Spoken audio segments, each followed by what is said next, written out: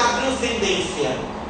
O nosso verbo, no campo da evolução horizontal, significa o verbo fazer. Nós sempre pensamos que para que o indivíduo possa ser, ele tem que trabalhar no sentido de fazer. Mas Deus, para que ele possa ser Deus, ele não precisa fazer coisa alguma. Ele só precisa ser. E esse ser seria o fazer na transcendência.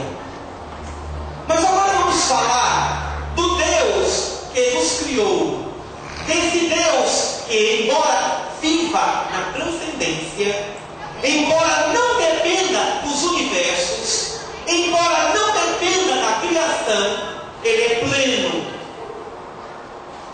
Mas ele, na sua infinita misericórdia, ele criou o universo.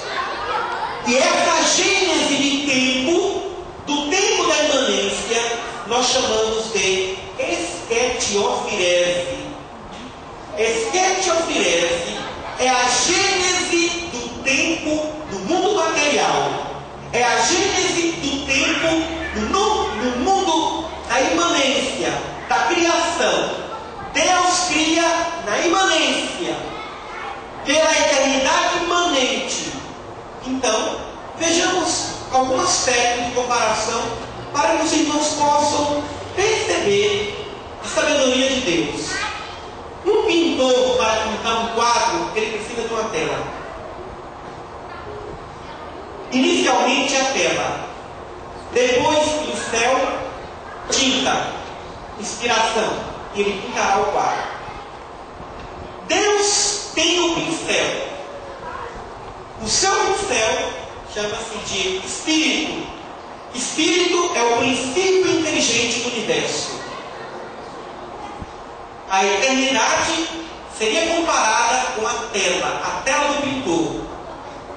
A tinta seria a inteligência, o elemento material, a fonte da inteligência universal. E o Espírito, cuja fonte é a fonte da inteligência universal, como princípio inteligente do universo, gerará diversos níveis de vidas. Vida orgânica, vida inorgânica e vida extracorpórea. E vida imaterial extracorpórea. Tudo que ele faz é eterno, porque ele pinta o seu quadro no pano de fundo que se chama eternidade.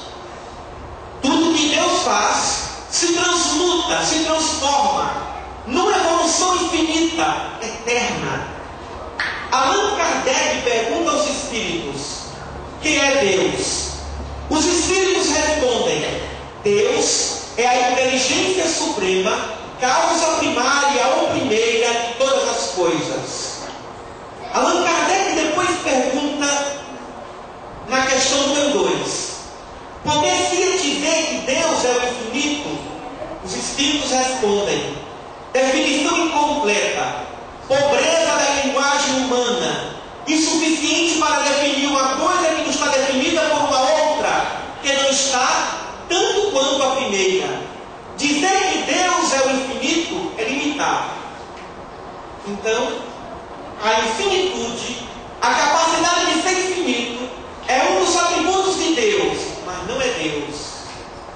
A infinitude, o tempo sem tempo, o espaço sem fim, são desafios para a mente humana.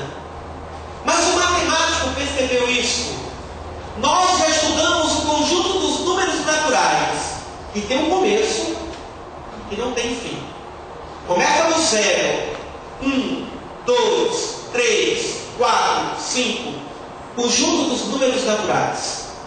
Na sexta série nós aprendemos o conjunto dos números inteiros, que não tem começo e que não tem fim, mas tem um ponto de referência, que é o 0.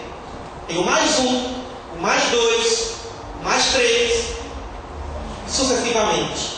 Como teríamos o menos 1, o menos 2, o menos 3, o menos 4, o menos 1000, o menos 3 milhões, o menos 4 bilhões, o menos 100 quintrilhões, do infinito negativo ao infinito positivo.